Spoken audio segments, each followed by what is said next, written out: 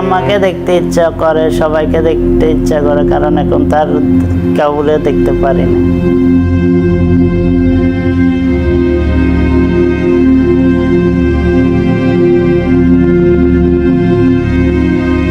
প্রথমে সাদের থেকে পুলিশে গুলি করছে, যাত্রাবাড়ি থানা সাদের থেকে ডাইরেক্ট পায়ে আঘাত করছে গুলি।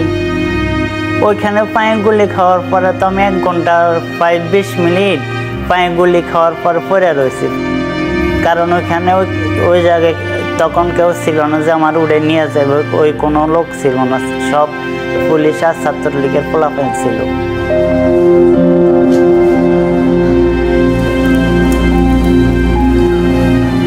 দুটা পুলিশ আসে আমার কাছে, প্রায় 10 হাত দূর হবে, এতটুক দূরে। আমি ওদেরকে বারবার না করছি যে আর গুলি করতে না, পরে আমি না করার পরে আমার সিডা গুলি করছে, চোখ বেড়া করছে প্রথমে, পরে চোখে মারার পরে আর কিছু দেখতে পারি নাই।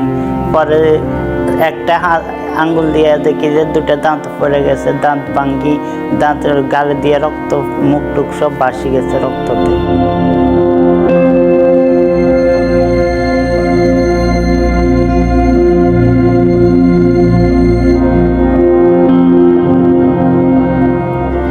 গুলি লাগার প্রায় 2 মিনিট পর থেকে আরো 2 চোখে 1 চোখে কিছু দেখতে পারি না।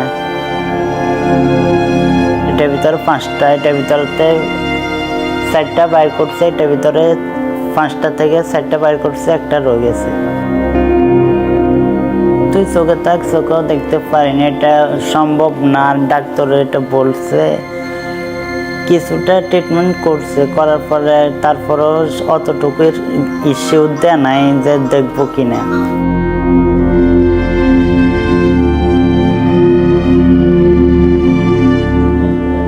আগে সব দেখতাম, এখন কিছু দেখি না, অন্ধকারে সারা কেমন শুয়ে থাকি, দিনটা তো কিছু বুঝে যায় না। মাঝে মধ্যে এটাও বলতে পারি না কয়টা বাজে, অনেক রাতে 3টা বাজে উঠি, ভাবি এখন মনে হয় দুপুর হয়ে গেছে, এটা মনে হয়, কারণ ঘড়ির টাইম দেখি না, কিছু দেখি না। আমাকে দেখতে ইচ্ছা করে, সবাইকে দেখতে ইচ্ছা করে, কারণ এখন তার কাউরে দেখতে পারি না। ওদের কথার অনুভূতিটাই শুধু বুঝতে পারি না। আগে তো কখনো এটা কল্পনা করে নেই যে কোনো এক সময় আমার এরকম হবে।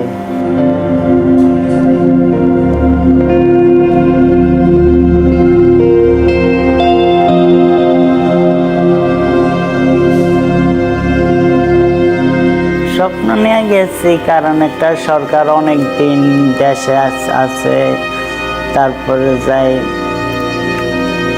এই সরকার আর আমরা চাই না, নতুন করে একটা সরকার গঠন হোক, এটা চাই, এই উদ্দেশ্যে গেছি। নতুন সরকার গঠন হয়েছে দেশের জন্য, ভালো লাগছে এটাই।